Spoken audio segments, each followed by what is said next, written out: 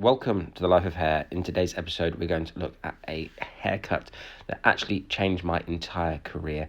It is a short asymmetric, and it is a follow-on from last week's episode where I did a round graduation. Now, in this particular instance, we're going to take the round graduation premise and we're going to cut a slightly squarer line. We're going to drag each subsequent section onto the previous section as we travel through this right-hand side. Now, you can do this on either side, left or the right. It makes absolutely no difference whatsoever.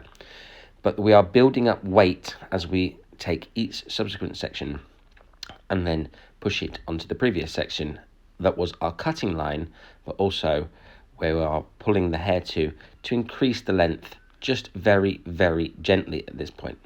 Quite a lot of disconnection at this point that I'm at on the head is brought all of the hair all the way around.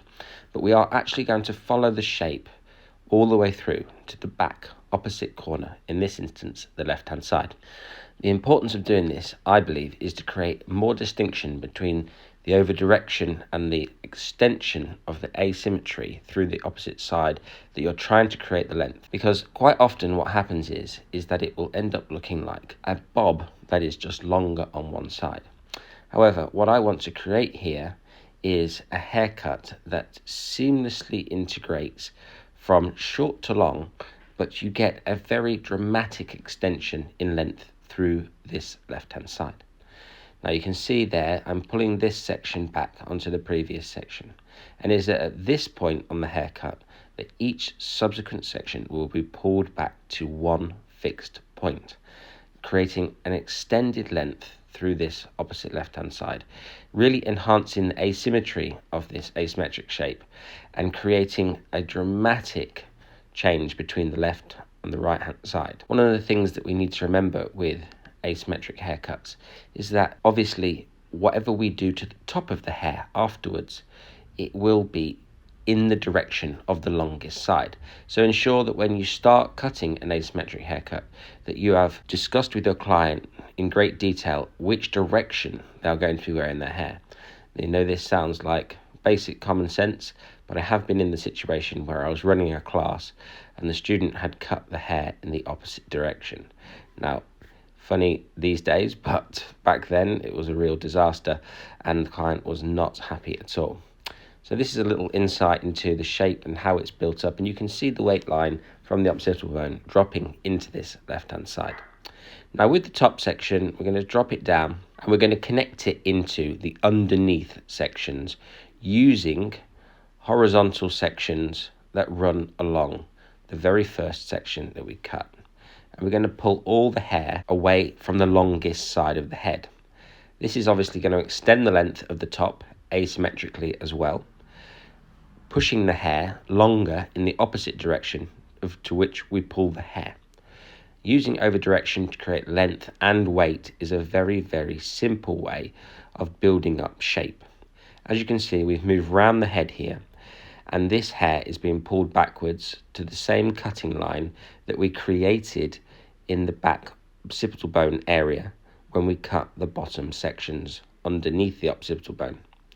Pulling the hair back like this will create that extended length through that left-hand side in exactly the same fashion that we cut the very, very first sections to. This asymmetric fluidity is actually very important to it sitting well all of the time.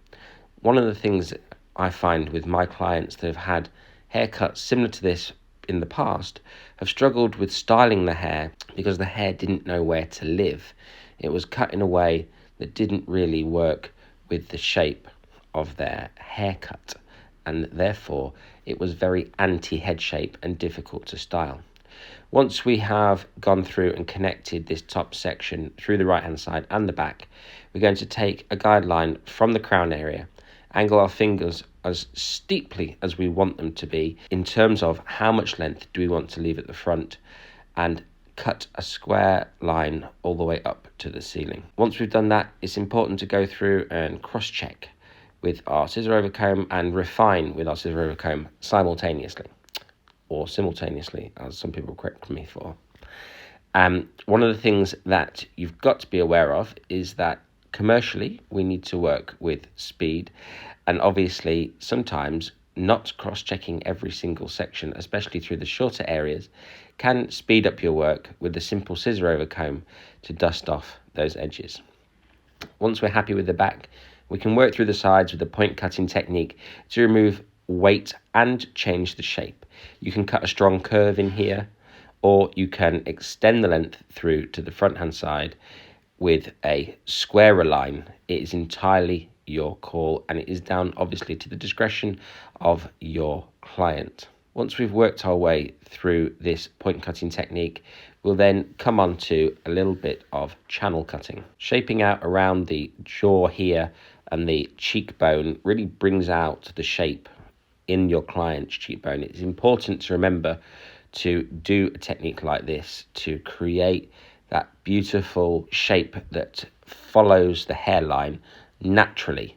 If you start to carve in shapes that are too heavy and too strong around that front hairline, you are really going to make it very, very difficult for your client to style their hair when they come to blow drying and trying to recreate the shape that you've created for them. Is one of the biggest things that I come across when people are trying to style their own hair themselves. If you've cut in a shape that is very, very strong around that front hairline, it can sit strangely when they come to style it themselves.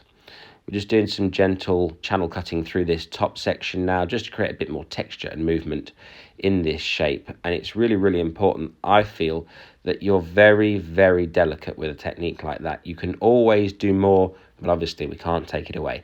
So work your way through and then check, make sure you remove all the hair, and then go back and do it again to remove extra hair if necessary.